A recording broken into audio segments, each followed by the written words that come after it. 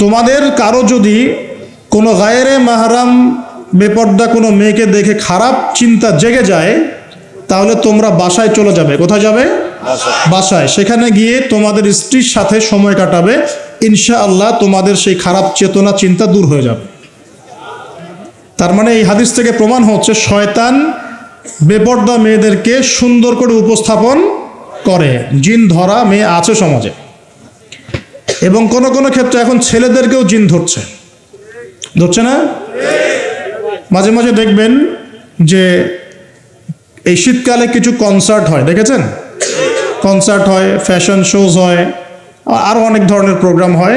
এগুলোকে নাম দিয়েছে মানুষ সংস্কৃতি। কি নাম দিয়েছে? ওখানে উঠে দেখবেন যে বড় বড় চুল আছে, অনেক লম্বা লম্বা চুল, একদম স্টেজের উপর উঠে লাফালাফি ঝাপাঝাপি করছে, দেখেন নাই? মিউজিক্যাল কিছু ইনস্ট্রুমেন্ট নিয়ে, দেখেন নাই? তো আপনার কি মনে হয় এরা সুস্থ? এটা সবার সাথেই জিন শয়তান আছে। কি আছে? আচ্ছা, একটা কথা বলি, কোনো কোনো ক্ষেত্রে ওয়াজ মাহফিলের প্যান্ডেলেও দেখা যায় কিছু কমেডিয়ান, কিছু বাউল, এরা মানুষকে ডিজে জিকির শেখায়, দেখেন নাই? ডিজে জিকির, একজন গান গায়, একজন কথা বলে, কেউ চা খাওয়ায়, কেউ কফি খাওয়ায়, কেউ ঢেলেও দেয়, হ্যাঁ, কেউ উঠ বস করায়, কাউকে উঠতে বলে, কাউকে বসতে বলে। দেখবেন অনেক সময় লোকজন লাফালাফি করছে, বক্তা জিকির করছে, তার উপর হামলে পড়তেছে একদম।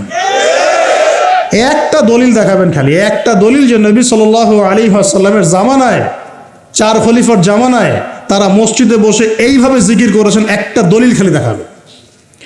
যে কাজ নবী করেন নাই, তার সাহাবীরা করেন নাই। এখানে বহু ওলামায়ে কেরাম আছেন, আমি তাদের সামনে কথা বলতে লজ্জা ফিল করছি। যত হাদিস আপনি ঘাটবেন, আমি তো সব হাদিস পড়ে শেষ করতে পারি নাই, স্বীকার করছি, কিন্তু নবীর যুগে এবং 4 খলিফার যুগে কোনোদিনও এইভাবে জিকির আজগার হয়েছে একটা দলিল আপনি খুঁজে বের করতে পারবেন না ইনশাআল্লাহ। অথচ দিব্যি এগুলো আমাদের সমাজে চলছে না? আর আমরা দুইটা খারাপ চরিত্র ধারণ করি, বাঙালি আমরা যারা, মন খারাপ করে না, আমরা দুইটা খারাপ চরিত্র অধিকারী আছে। এক, আমরা খুব ট্রল প্রিয় জাতি, ট্রল করতে খুব মজা লাগে। হ্যাঁ, মনে হয় যেটা করে আমি একদম বাংলাদেশের কি বলবো, দিন একদম কায়েম করে ফেলছি একদম।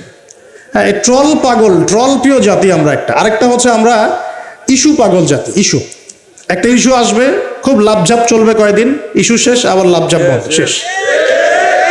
বিদেশিরা বলে যে এটা আমাদের শিক্ষার ব্যাপার আছে, কারণ নিজের মধ্যে ত্রুটি থাকলে তো সলভ করতে হবে কি না? নিজের মধ্যে ত্রুটি থাকলে সলভ করতে হবে না? তারা বলে যে আমাদের মাথা নাকি ওই যে বাক্সে বন্দি মাছের মতো। বাক্সে বন্দি মাছ দেখেছেন?